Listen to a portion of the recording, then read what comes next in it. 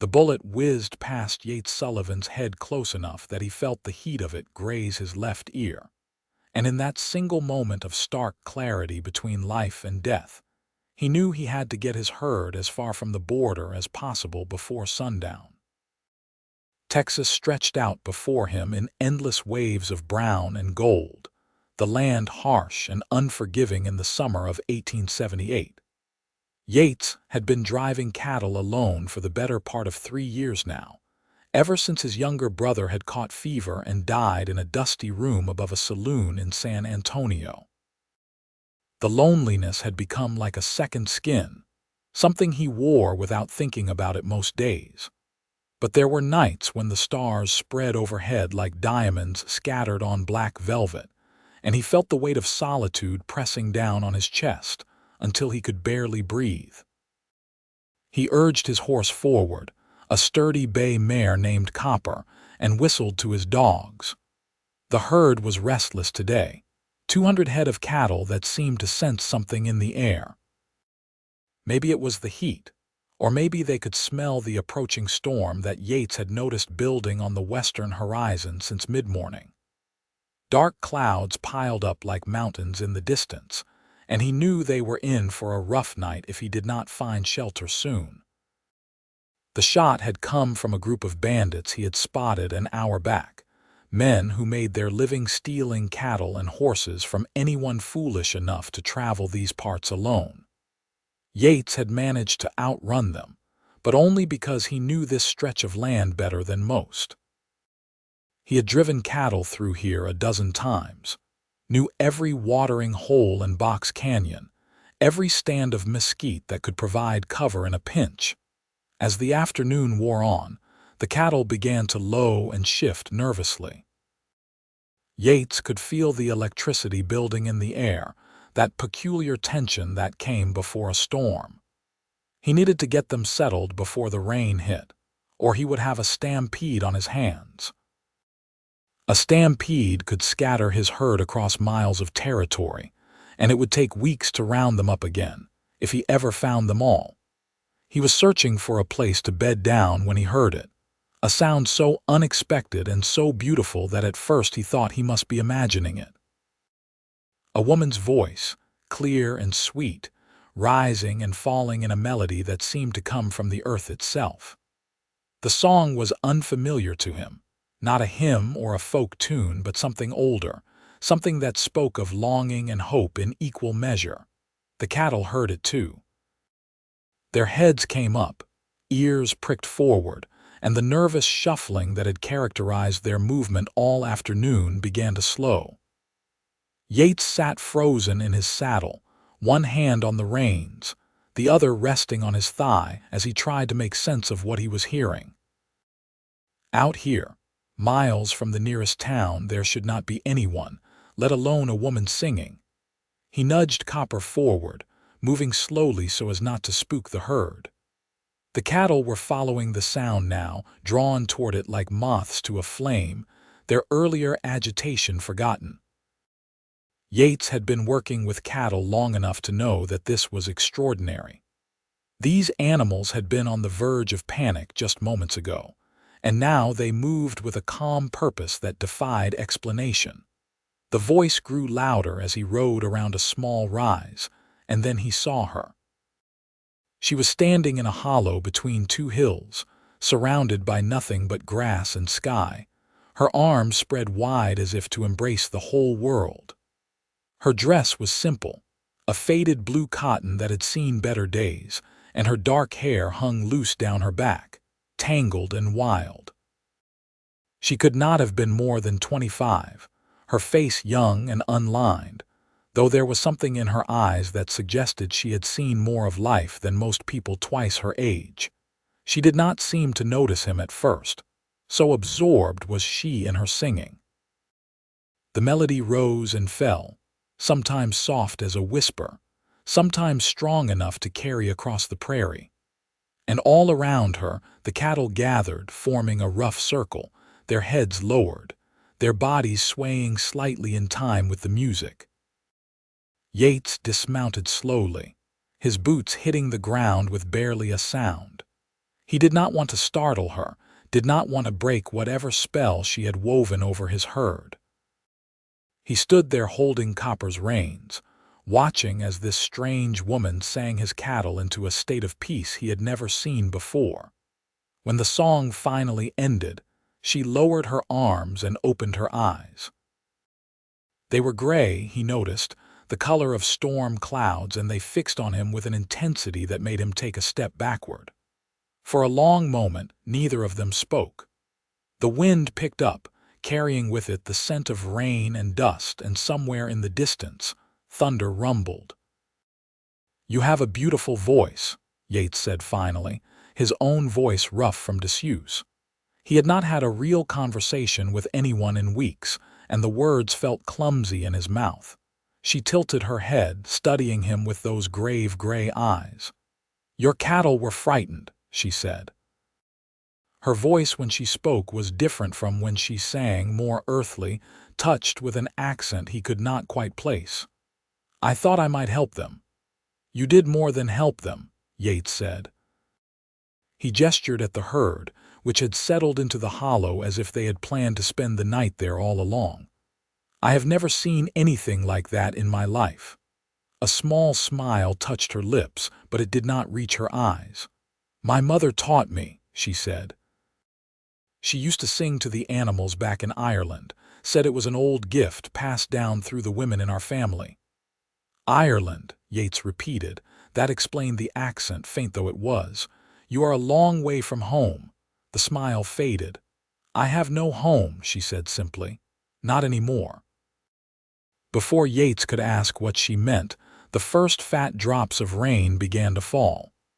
Within seconds, the sky opened up, and water poured down in sheets, soaking them both to the skin. Yates grabbed Copper's reins and ran toward a cluster of rocks he had spotted earlier, gesturing for the woman to follow. She gathered her skirts and ran after him, her bare feet flashing beneath the hem of her dress. They huddled under an overhang that provided some shelter from the worst of the rain. The cattle had bedded down in the hollow, seemingly content, despite the storm.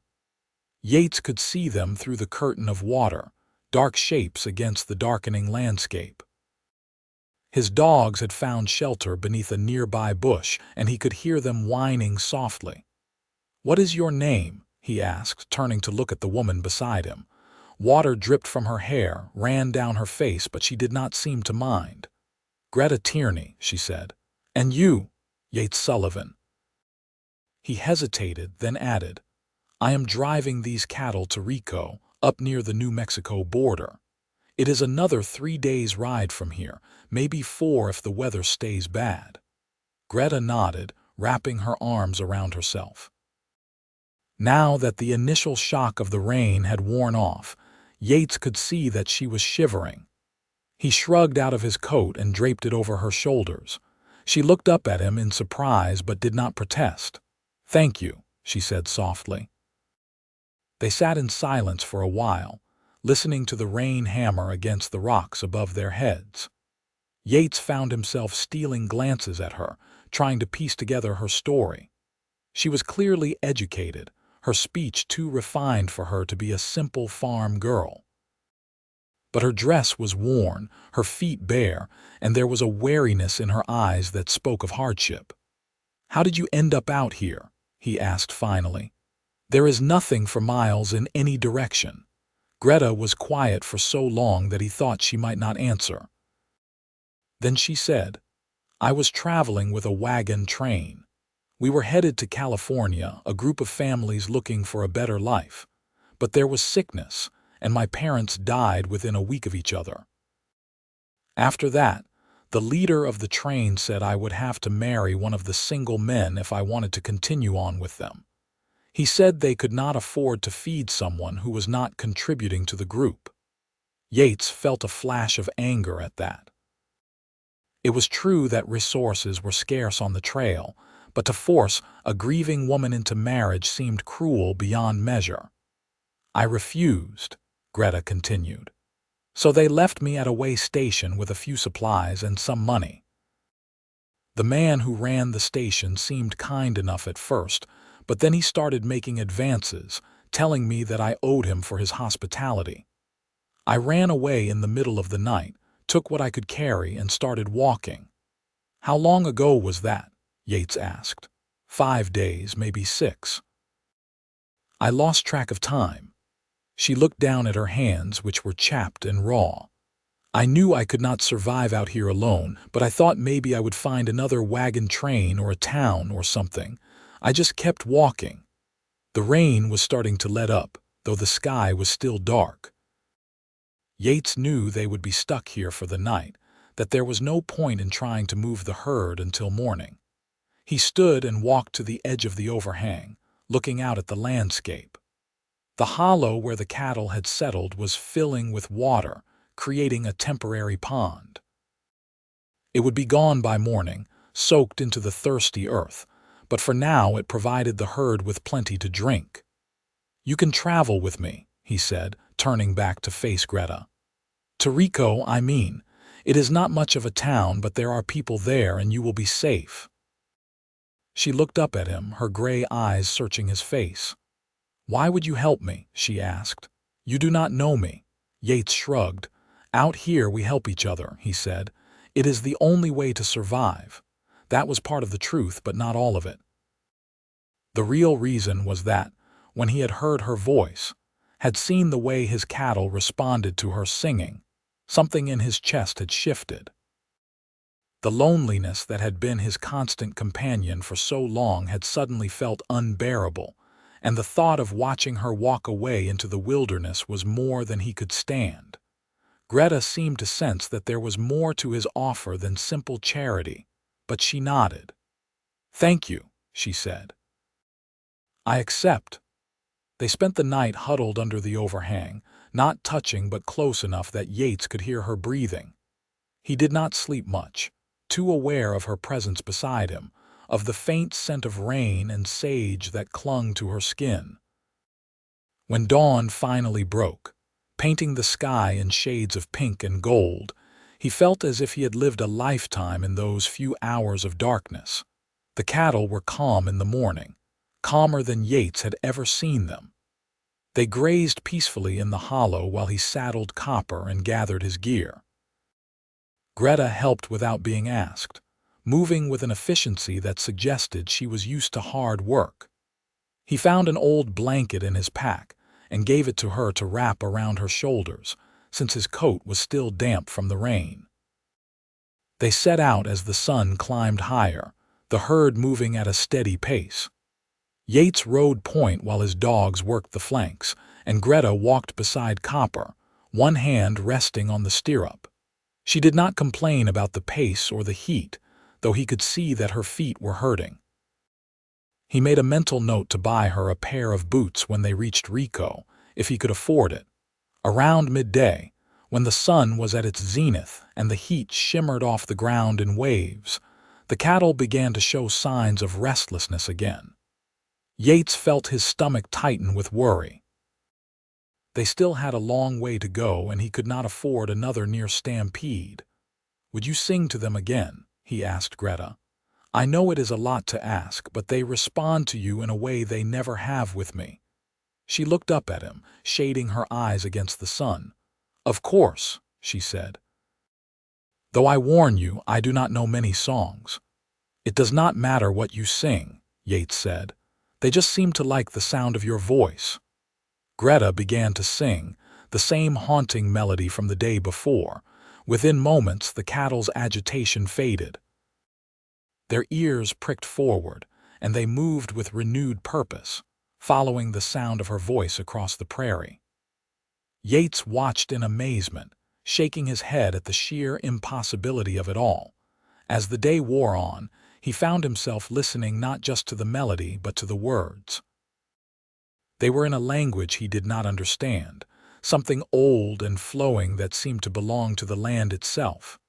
When she paused to catch her breath, he asked her what the song meant. "It is about home," she said. "About leaving and longing and the hope of finding a place to belong. My mother sang it when she was homesick for Ireland." "Do you miss it?" Yates asked, Ireland, I mean. Greta considered the question. I miss the idea of it, she said finally. I was only a child when we left, so I do not remember much. But my mother talked about it constantly, about the green hills and the rain and the sea. She made it sound like paradise, even though I know the reality was harder than that. We left because there was no food, because people were starving in the streets. But still, she missed it. My family came from Scotland, Yates said. 3 generations back. I have never been there, probably never will, but sometimes I wonder what it was like. If I would have been a different person if I had grown up there instead of Texas. They talked as they rode, sharing stories of their families, their pasts, their dreams for the future.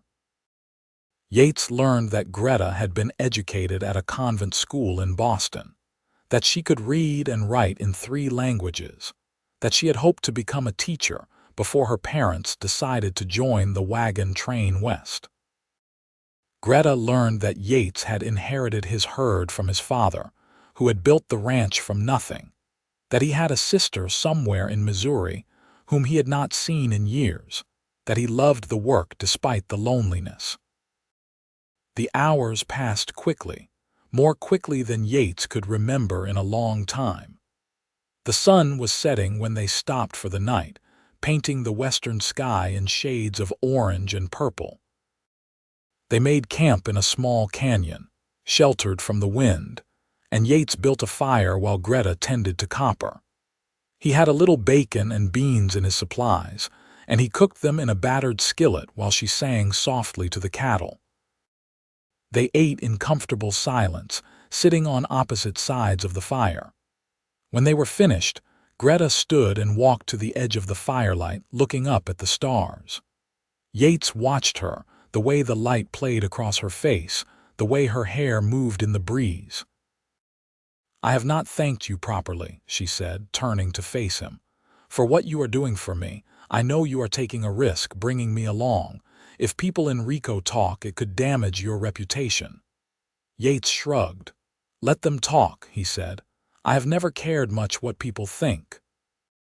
That was not entirely true. He had cared once when he was younger, when he had thought that being respectable mattered.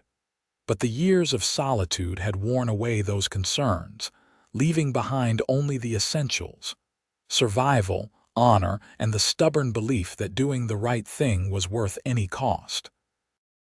Greta smiled, and this time it reached her eyes. You are a good man, Yates Sullivan, she said. Something in his chest tightened at those words, and he had to look away.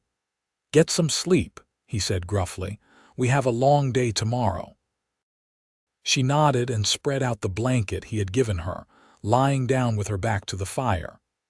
Yates stayed up, keeping watch, listening to the sounds of the night. The cattle were quiet, settled, and he knew that was because of Greta.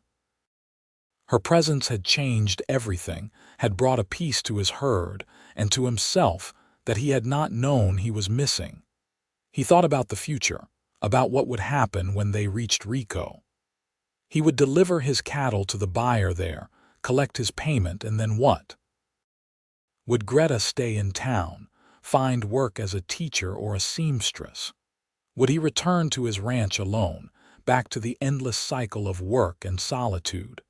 The thought filled him with a dread he could not name. The next 2 days followed a similar pattern. They rose with the sun, drove the cattle until midday, stopped to rest during the hottest hours, and then continued until evening. Greta sang to the herd whenever they grew restless, and the animals responded with a docility that made the work almost easy. Yates found himself looking forward to her songs, to the sound of her voice cutting through the stillness of the prairie. They talked more as they traveled, the conversation ranging from the profound to the mundane. Greta told him about the books she had read, the places she hoped to see someday. Yates told her about the seasons on the ranch, the way spring brought new calves and hope, the way winter tested a man's resolve. They discovered that they both loved thunderstorms, that they both believed in ghosts, that they both felt most at peace under the open sky. On the third night, as they sat by the fire, Greta asked him about his brother. Yates had mentioned him in passing, but he had not gone into detail. Now, with the stars overhead and the warmth of the fire between them, he found the words coming more easily. "His name was Jacob," he said. "He was 5 years younger than me, always getting into trouble. Our father used to say that Jacob had been born without the sense God gave a mule, but he said it with affection. Jacob had a way of making people smile, even when things were hard." "What happened to him?" Greta asked gently. "Fever," Yates said. "We had gone to San Antonio to sell some horses, and he started complaining of a headache. By the next morning, he could barely stand. I got him to a doctor, but there was nothing they could do. He died 3 days later, delirious and calling out for our mother." Greta reached across the fire and took his hand. Her touch was warm, solid, grounding. "I am sorry," she said. "It was a long time ago," Yates said, though the grief still felt fresh sometimes, like a wound that had never quite healed. "I think about him every day, wonder what he would have made of his life if he had lived. He wanted to be a lawman, can you believe that? Used to practice his quick draw with a stick when he was a boy." They sat like that for a long time, hands clasped across the fire, not speaking. When Greta finally let go and stood to prepare for sleep, Yates felt the loss of her touch like a physical ache. On the fourth day, they saw the buildings of Rico rising from the prairie in the distance. It was a small town, maybe 24 structures clustered around a main street, but to Yates it looked like civilization.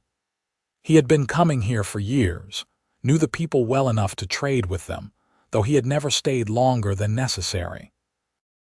The cattle were tired, their pace slower than it had been at the start of the journey, but they were all accounted for. Yates felt a surge of relief. He had made it, had delivered the herd safely despite the bandits and the storm and the 100 other things that could have gone wrong. As they approached the town, Greta grew quiet. She had tied her hair back with a strip of cloth, and she had washed her face and hands at the creek that morning, but she still looked worn and weary. Yates wished again that he had boots to give her, something to make her more presentable, but there had been no opportunity to acquire them on the trail. They drove the cattle into the pens at the edge of town, and Yates dismounted to talk to the buyer, a man named Samuel Harris who ran the local mercantile. Samuel was a fair man, honest in his dealings, and he counted out Yates's payment without trying to cheat him. While they were conducting their business, Yates caught several men staring at Greta, their expressions ranging from curious to leering. Something protective flared in his chest, and he moved to stand between her and the onlookers. "This is Miss Tierney," he said to Samuel. "She will be staying in town for a while. Can you recommend a place where she might find lodging?" Samuel looked at Greta with interest, his eyes taking in her worn dress and bare feet. "The boarding house on Main Street might have a room," he said. "Mrs. Crawford runs it. She is a decent woman, though she can be particular about her tenants." Yates nodded and took Greta's arm, guiding her away from the pens. They walked down the dusty Main Street, past the saloon and the blacksmith shop and the small church with its white steeple. People stopped to stare at them, and Yates could hear the whispers starting already. By tomorrow, everyone in town would know that he had arrived with a strange woman, would be speculating about their relationship. The boarding house was a 2-story structure at the far end of town, painted white with green shutters. Yates knocked on the door, and after a moment it was opened by a stern-looking woman in her 50s, her gray hair pulled back in a tight bun. "Mrs. Crawford," Yates said, removing his hat. "I am looking for lodging for Miss Tierney here. She is new to town and needs a place to stay." Mrs. Crawford looked Greta up and down, her eyes missing nothing. "I run a respectable establishment," she said. I do not take in just anyone. I can pay, Greta said, her voice steady despite the woman's scrutiny. And I am willing to work for my keep if needed. I can read and write, and I am good with numbers. Mrs. Crawford's expression softened slightly. Come in, she said, stepping aside. We can discuss the terms. Yates followed them inside, though he got the sense that Mrs. Crawford would have preferred him to wait outside. The interior of the boarding house was clean and well maintained, with lace curtains on the windows and a rug on the floor. Mrs. Crawford led them to a small sitting room and gestured for them to sit. The room is 50 cents a week, she said. Meals are included, but you will be expected to help with the cooking and cleaning. I do not tolerate drinking, gambling, or unseemly behavior of any kind. Is that understood? Greta nodded. Yes, madam. And what is your relationship to Mr. Sullivan? Mrs. Crawford asked, her eyes sharp. We are friends, Greta said. He helped me when I was in need, and I am grateful to him. Mrs. Crawford seemed to accept this, though Yates suspected she did not entirely believe it. Very well, she said. You can move in tonight if you like. I will show you to your room. Greta stood, and Yates did as well. Thank you, Greta said to Mrs. Crawford. Then she turned to Yates, her gray eyes meeting his. And thank you for everything. Yates wanted to say something, wanted to tell her that he did not want to leave, that the thought of going back to his ranch alone made him feel hollow inside. But the words stuck in his throat, and all he managed was, Take care of yourself, Greta. She smiled, a sad, knowing smile, and then she followed Mrs. Crawford up the stairs. Yates stood in the sitting room for a moment, listening to their footsteps overhead, and then he turned and walked back out into the street. He spent the night at the saloon, though he did not drink much. The whiskey tasted like ash in his mouth, and the laughter and music around him felt distant, as if he were separated from the world by a pane of glass. He kept thinking about Greta, wondering if she was comfortable in her room, if she was safe, if she was thinking about him. The next morning he went to the mercantile and bought a pair of boots, the nicest ones Samuel had in stock. Then he bought a dress, simple but new, and a shawl. He wrapped them in brown paper and took them to the boarding house. Mrs. Crawford answered the door, her expression disapproving. Miss Tierney is helping with the breakfast dishes, she said. Could you give these to her? Yates asked, holding out the package, and tell her they are from me. Mrs. Crawford took the package, her lips pressed into a thin line. Mr. Sullivan, I hope you understand that I cannot have my boarders receiving gifts from men. It creates the wrong impression. It is just some boots and a dress, Yates said. She needs them, and I have the money to spare. Nevertheless, Mrs. Crawford said, if you wish to court Miss Tierney, you will do so properly. That means calling on her at appropriate hours and with a chaperone present. Yates felt his face heat. I was not trying to court her, he said, though even as he said it, he knew it was a lie. Mrs. Crawford raised an eyebrow. Were you not? She asked. Then I suggest you figure out what your intentions are, Mr. Sullivan, before you go any further. That young woman has been through enough without having her reputation damaged by thoughtless gestures, however well-meaning they might be. She closed the door before he could respond, leaving him standing on the porch with his hat in his hands. He stood there for a long moment, Mrs. Crawford's words echoing in his mind. What were his intentions? He had told himself that he was just helping Greta because it was the right thing to do, but that was only part of the truth. The real truth was that he had fallen for her somewhere on the trail, had fallen for her voice and her strength, and the way she looked at the world with those solemn gray eyes. He went back to the saloon and sat at a corner table, thinking. He had never courted a woman before, had never had the time or the inclination. His life had been consumed by work, by the endless cycle of driving cattle and maintaining the ranch. But now, sitting in that dim saloon with the morning light slanting through the dirty windows, he realized that he wanted more. He wanted what he had glimpsed on the trail with Greta: companionship, conversation, connection. He stood abruptly, nearly knocking over his chair, and walked back to the boarding house. This time, when Mrs. Crawford answered the door, he said, "I would like to call on Miss Tierney properly. Would tomorrow evening be acceptable, Mrs.?" Crawford studied him for a long moment, and then she nodded. "6 o'clock," she said, "and do not be late." Yates spent the next day in a state of nervous anticipation that was entirely foreign to him. He got a room at the boarding house where the ranch hands usually stayed when they came to town, had a bath, shaved, and put on his cleanest shirt.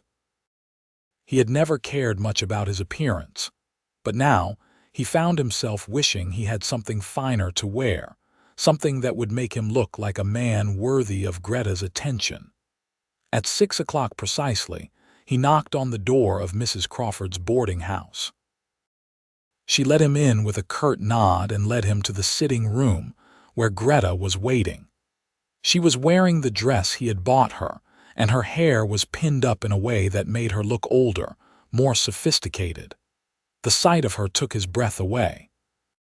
"Good evening, Yates," she said, her voice warm. "Good evening," he managed. He suddenly had no idea what to say, how to act.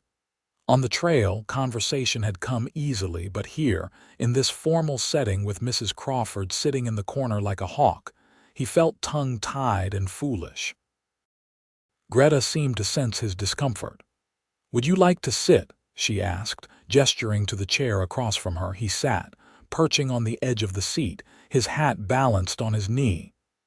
For a long moment they just looked at each other, and then Greta laughed, a sound like music. "This is strange, is it not?" she said. "After everything we shared on the trail, sitting here like strangers." Yates felt some of the tension leave his shoulders. "It is," he agreed. "I kept trying to think of something clever to say, but my mind went blank." "You do not need to be clever," Greta said. "Just be yourself." So they talked, falling back into the easy rhythm they had found on the trail.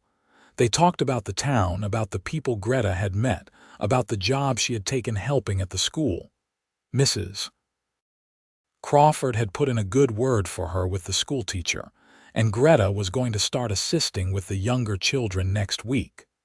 Her face lit up when she talked about it, and Yates could see how much it meant to her. When the hour was up and Mrs. Crawford cleared her throat meaningfully, Yates stood reluctantly. "May I call on you again?" he asked. "I would like that," Greta said. He called on her the next evening and the evening after that. Within a week, it had become a routine, one that Yates found himself looking forward to with an intensity that surprised him. He should have been back at the ranch by now, should have been preparing for the next drive, but he kept finding excuses to stay in Rico. Just one more day, he told himself. Just one more evening with Greta. On the 8th evening, they walked together through the town, Mrs. Crawford trailing behind at a discreet distance.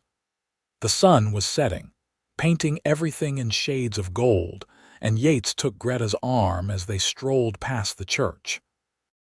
"I have been thinking," he said, the words coming out more hesitant than he intended, "about the future." Greta looked up at him, her gray eyes questioning. "What about it?" "I have a ranch," he said. "It is not much, just a few hundred acres and a small house, but it is mine. I built it with my father and my brother, and I have been running it alone since Jacob died. It is a hard life and lonely, but it is honest work." He paused, gathering his courage. "I know we have not known each other long, but these past weeks I have felt more alive than I have in years. You have brought something into my life that I did not even know I was missing, and I was hoping, that is, I wanted to ask if you might consider." He trailed off, suddenly unsure. What was he asking? Was he proposing marriage? That seemed too fast, too presumptuous. But what else could he offer her? Greta stopped walking and turned to face him fully. "Are you asking me to marry you, Yates Sullivan?" He took a deep breath. "Yes," he said. "I know it is sudden, and I know you probably think I am crazy, but I cannot imagine going back to that ranch without you. These past weeks, getting to know you, seeing the way you care for people and animals alike, the way you face hardship with such grace. Greta, I have fallen in love with you, and if you will have me, I promise to spend the rest of my life trying to make you happy." For a long moment, Greta did not say anything. Then tears began to roll down her cheeks and Yates felt his heart sink.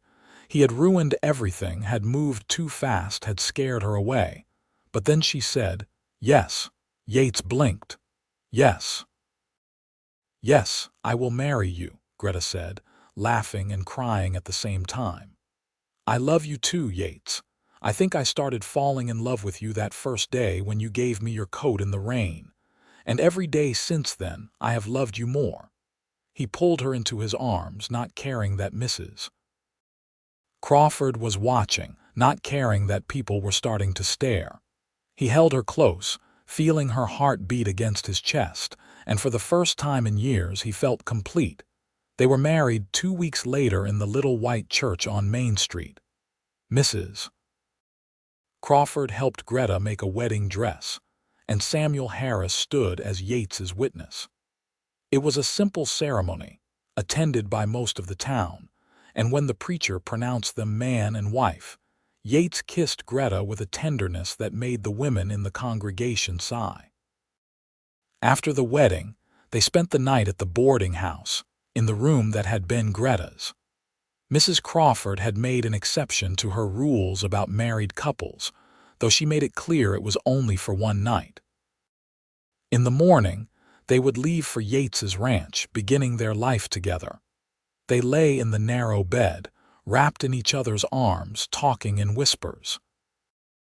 Greta told him about her fears for the future, about whether she would be a good ranch wife, whether she would be able to handle the isolation.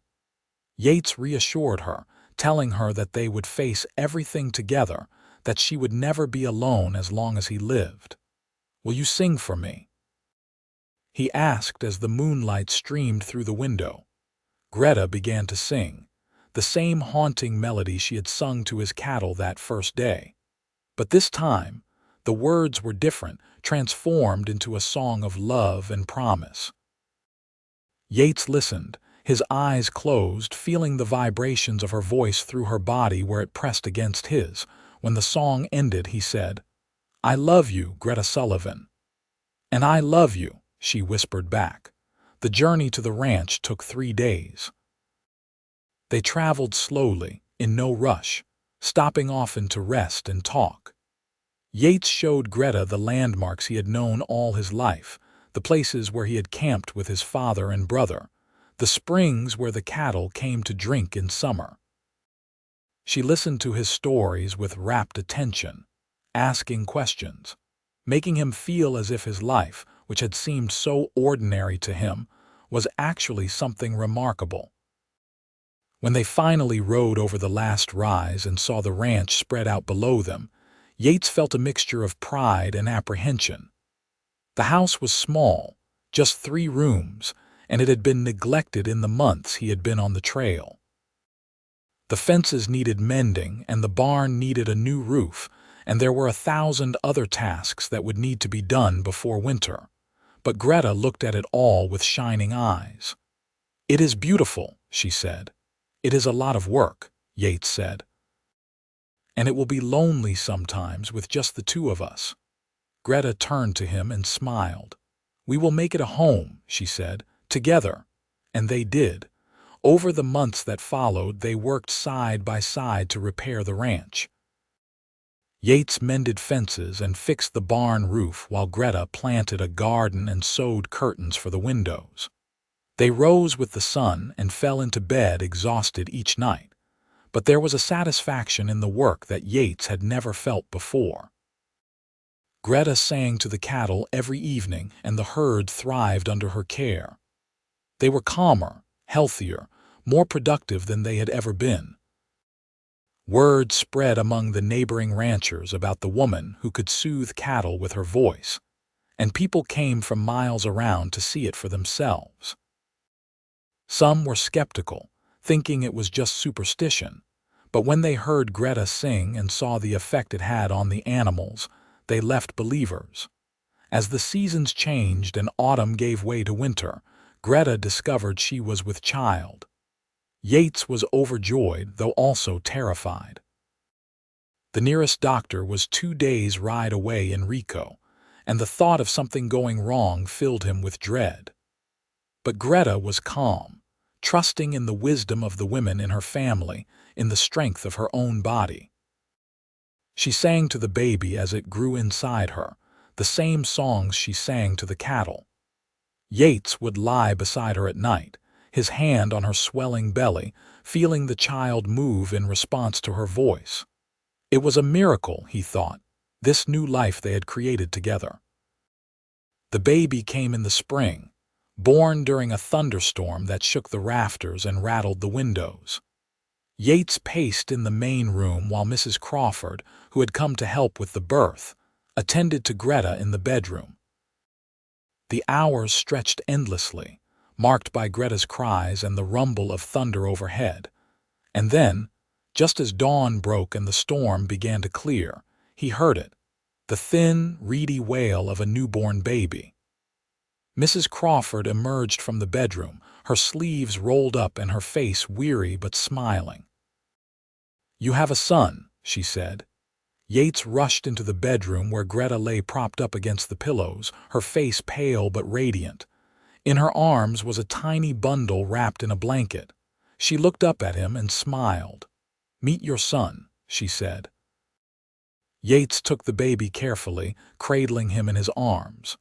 The child was perfect, with a shock of dark hair and eyes that seemed to look right through him.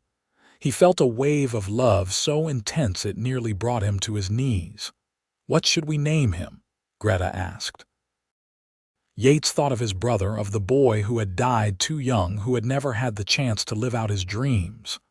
"Jacob," he said, "if that is all right with you."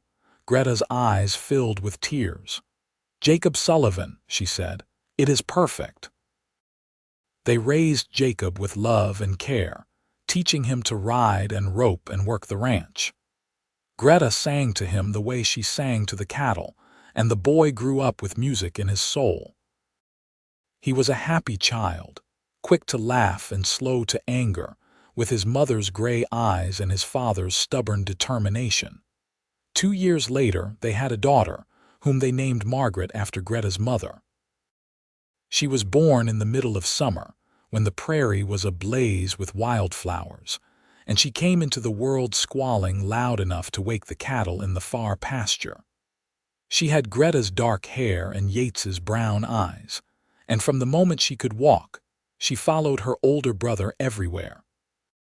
The years passed in a blur of work and joy, of challenges met and overcome together. There were hard times, seasons when the rains did not come and the cattle suffered, seasons when illness swept through the herd and threatened to wipe them out. But Yates and Greta faced each challenge as they had faced everything else, together. Greta continued to sing to the cattle, and her reputation grew. Ranchers from across Texas came to ask her advice, to learn her methods. She taught them what she could, but she always said that the secret was not in the technique, but in the love.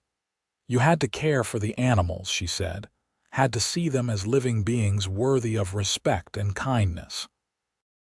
Yates watched her with pride as she became known throughout the region, not just as his wife, but as a woman of wisdom and skill in her own right. She started a small school on the ranch for the children of neighboring families, teaching them to read and write and do sums. Jacob and Margaret attended along with a dozen other children, and the sound of their laughter filled the ranch house in a way that made Yates's heart swell. When Jacob was 10 and Margaret was 8, Greta gave birth to another son, whom they named Thomas. He was a quiet baby, thoughtful and observant, and he seemed to have inherited his mother's gift for music. Before he could even talk, he was humming along with Greta's songs, matching her pitch perfectly. The ranch prospered under their care. Yates expanded the herd, bought more land, built a bigger barn. But no matter how much they had, he never forgot what it was like to be lonely, to feel as if he were adrift in the world. He made sure to hire ranch hands who were down on their luck, who needed a second chance, and Greta always had a place at their table for anyone who needed a meal. On their 10th wedding anniversary, Yates took Greta back to the hollow where he had first heard her sing to his cattle. It was a warm summer evening, and the sky was ablaze with stars. They sat together on the grass, watching the cattle graze peacefully in the distance. "You ever regret it?" Yates asked. "Marrying me, I mean. Giving up the life you might have had in a city somewhere, teaching in a real school." Greta turned to look at him, her gray eyes soft in the starlight. "Never," she said. "This is the life I was meant to have. You are the man I was meant to love. I have never been happier than I am right here, right now, with you." Yates pulled her close, kissing her with a passion that had not dimmed in all their years together. "I love you," he said, "more than I ever thought it was possible to love anyone." "And I love you," Greta said. She began to sing, the same song she had sung that first day, the song about home and longing and belonging. But now the longing was gone, replaced by a deep, abiding contentment. As the years continued to pass, the Sullivan Ranch became a landmark in the region. People spoke of it with respect, not just for the quality of the cattle, but for the kindness of the people who ran it. Yates and Greta's children grew up strong and healthy, each of them inheriting their parents' best qualities. Jacob became a skilled rancher, taking on more and more responsibility as Yates grew older. He married a local girl named Elizabeth, and they had 3 children of their own, filling the ranch with another generation of laughter and life. Margaret became a teacher, opening a school in Rico and dedicating her life to educating the children of the region. Thomas, true to his early promise, became a musician, traveling throughout Texas and beyond, singing the songs his mother had taught him. Greta continued to sing to the cattle well into her later years, though as time went on, her voice grew softer, less powerful. But the animals still responded to her, still gathered around when she sang, as if they could sense the love behind the music. Yates watched her one evening, 25 years after they had first met, as she stood in the hollow singing to the herd. Her hair was streaked with gray now, and there were lines around her eyes, but to him, she was as beautiful as the day he had first seen her. He walked up behind her and wrapped his arms around her waist, resting his chin on her shoulder. "I was just thinking," he said, "about that day when I first heard you singing. I thought I was imagining things, that the loneliness had finally driven me mad. I never imagined that you would change my life the way you have." Greta leaned back against him, her hands covering his where they rested on her stomach. "We changed each other's lives," she said. "I was lost when you found me, Yates. I did not know where I belonged or what I was supposed to do. But you gave me a home, a family, a purpose. You gave me love." They stood like that for a long time, wrapped in each other's arms, watching the sun set over the prairie. The cattle grazed peacefully around them, the evening air filled with their soft lowing and the distant cry of a hawk. It was a perfect moment, one of thousands they had shared over the years, and Yates knew that he would treasure it for the rest of his life. As they grew older, they began to slow down, turning more of the ranch work over to Jacob and his family. But they never stopped working entirely, never stopped finding joy in the simple rhythms of ranch life. Greta tended her garden, grew vegetables and flowers that filled the house with color and fragrance. Yates sat on the porch and watched the world go by, content in the knowledge that he had built something lasting, something that would continue long after he was gone, On their 40th wedding anniversary, their children and grandchildren gathered at the ranch for a celebration. There were nearly 30 people crowded into the house and spilling out onto the porch. 3 generations of Sullivans all come together to honor the love that had started it all. After dinner, Greta stood and asked for quiet. When the room had settled, she began to sing. It was the same song she had sung to Yates's cattle all those years ago, the song about home and belonging. But now, surrounded by her family, the words took on new meaning. This was her home, these were her people, and she belonged here as surely as the earth belonged beneath the sky. When she finished, there was not a dry eye in the room. Jacob stood and raised his glass. "To my parents," he said, his voice thick with emotion, "who taught us what love really means, may we all be as fortunate as they have been." "Hear, hear," everyone chorused, and the glasses clinked together in a symphony of crystal and joy. Later that night, after everyone had gone to bed, Yates and Greta sat together on the porch swing, wrapped in a blanket against the cool night air. The stars were brilliant overhead, and somewhere in the distance, a coyote howled. "We have had a good life," Yates said. "The best," Greta agreed. "I would not change a single thing," Yates said. "Well, maybe I would have bought you those boots sooner." Greta laughed, the sound as sweet and clear as it had been 40 years ago. "You gave me everything I ever needed," she said. "Everything I ever wanted. You gave me love, Yates Sullivan, and that was more than enough." They sat in comfortable silence, listening to the night sounds, feeling the gentle sway of the swing beneath them. Yates thought about the journey that had brought them to this moment, all the miles they had traveled together, all the joys and sorrows they had shared.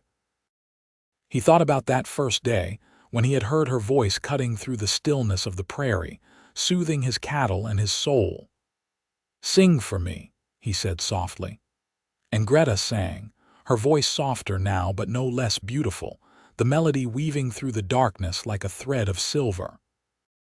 The cattle in the distant pasture stirred, and Yates could imagine them lifting their heads, listening to the woman who had cared for them for so many years. The song ended, and Greta rested her head on Yates's shoulder. "I love you," she whispered. "I love you too," he said. "Always and forever." They sat like that until the moon rose high overhead, bathing the ranch in pale light. And in that moment, Yates Sullivan knew with absolute certainty that he was the luckiest man who had ever lived.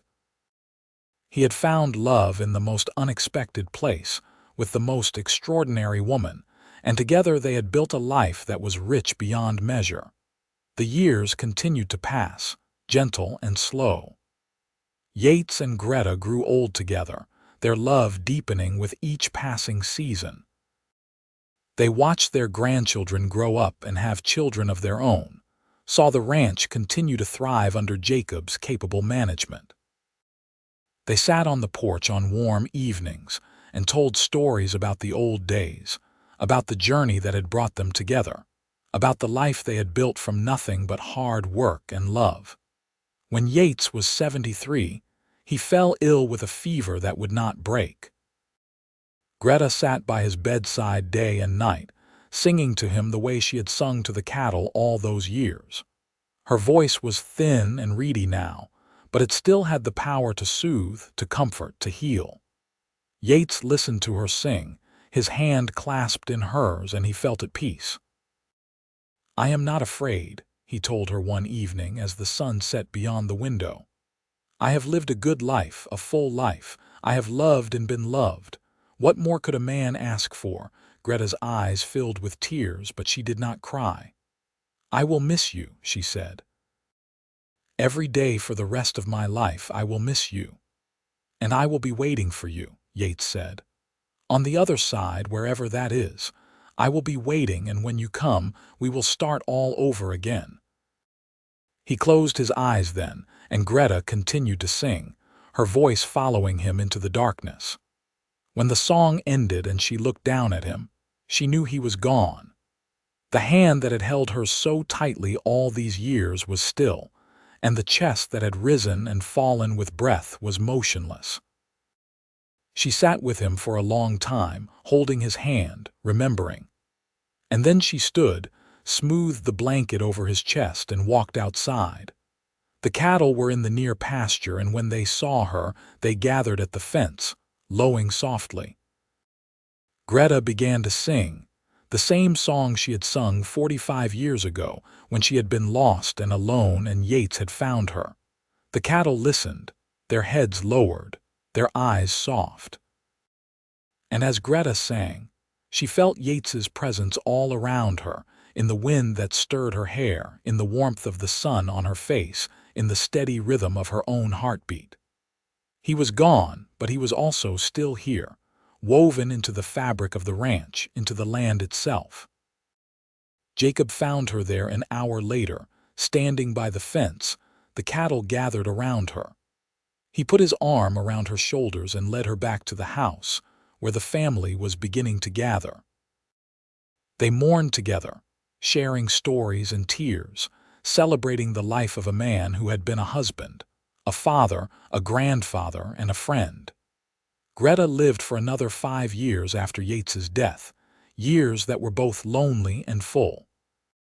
She continued to sing to the cattle, continued to tend her garden, continued to be a presence on the ranch that had been her home for so long. Her children and grandchildren visited often, and she was never truly alone. But she missed Yates with an ache that never quite went away, a longing that reminded her of the song her mother had taught her all those years ago. When her time came, she went peacefully, sitting in the porch swing where she and Yates had spent so many evenings together. Margaret found her there in the morning, her face serene, a slight smile on her lips. They buried her next to Yates, on a hill overlooking the ranch, beneath a sky so blue it seemed to go on forever. At the funeral, Thomas sang the song that Greta had sung to the cattle, the song about home and longing and belonging.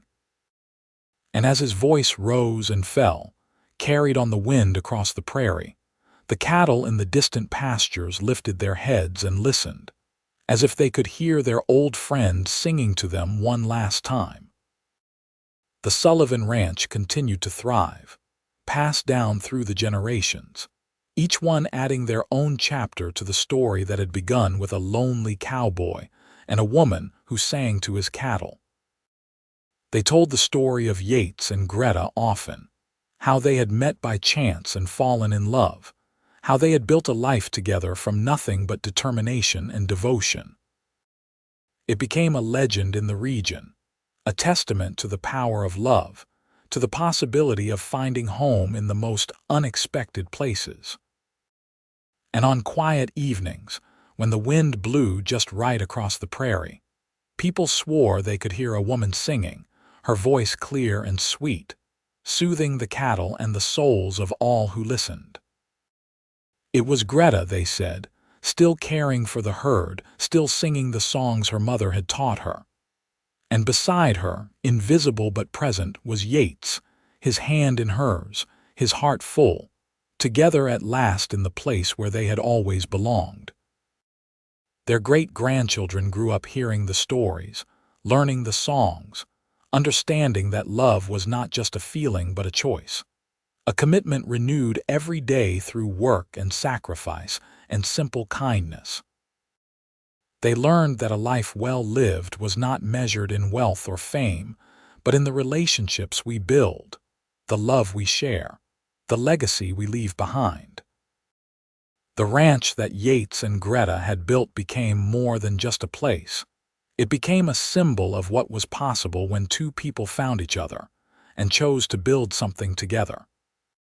It stood as a reminder that loneliness did not have to be permanent, that even in the harshest landscapes, love could bloom and thrive and create something beautiful.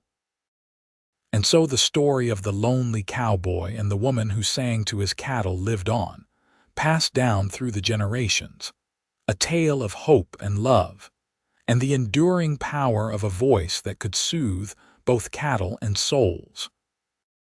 It was a story that began with a single song on a summer day in 1878 and continued long after both Yates and Greta had passed from this world. Their love immortalized in the land they had tended, the family they had raised, and the legend that would never die.